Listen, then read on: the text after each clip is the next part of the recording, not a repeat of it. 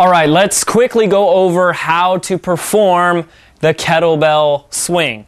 Kettlebell swing is like the staple foundational move for everything kettlebells, right? So we have to make sure that we're doing that properly before we move on and do anything else. I get scared when I see a lot of other people on the YouTube doing this wrong and telling people wrong. Now, I'm not perfect, I'm not a certified kettlebell instructor, but I've been trained by one, and I've been able to identify where the form sucks and where people have good form. So the easiest way and the best way I can describe this is to start by learning how to deadlift properly. So what I like to do is I can take my practice weight, my 12 kg kettlebell, and I'll give you a sideways shot so you can see, but I want to kind of practice focusing on a deadlift, which is going to start with a hinge at the hips and your butt out and a flat back, and your neck and head is actually going to stay in line. A lot of people like to keep their head up or anything like that. That's not the case. We want to come back and sit back like we're sitting in a chair. Our arms are like chains hooked on to the kettlebell, and we want to just come straight back like this. Now, I'm looking at the camera to see how I look. See, it's pretty flat back. Maybe I'm not perfect. But this movement up on the deadlift is really like a butt, glutes, quad, and hip movement forward. And that's really the movement we want to replicate. So you want to practice with your deadlifts, and you want to kind of start to practice a snapping movement where you really tighten your glutes up towards the top.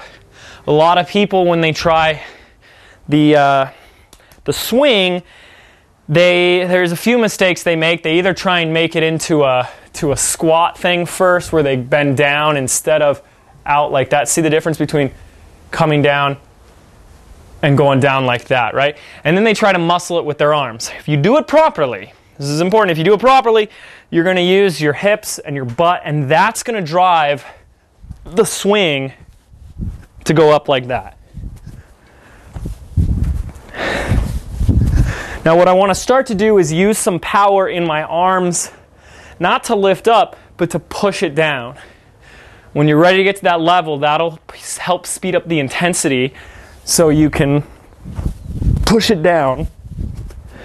Now, the other thing I want to point out, and hopefully I'm doing it right, is when we're at the top position, it's best to look sideways because you can see everything that's going on. I want knees locked out, the butt tight, solid core, and the arms straight out here with the shoulders down. They're not up here, it's not out there. It's like this. Your head is up as well. It's not like this, it's not like that. And when I come down, you want to make sure that your head stays in line with your back. So if I were to take a dowel, it would go all the way across, okay? So just to kind of show you again, there is your kettlebell swing. I'll do a few in the front for you. You can see how I'm coming right up.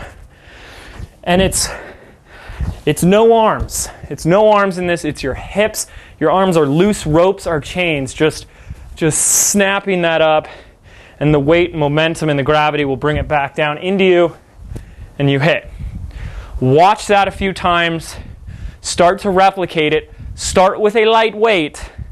Don't hurt your back. Don't round your back. Don't try and do this whole snake whip thing. Keep a solid core.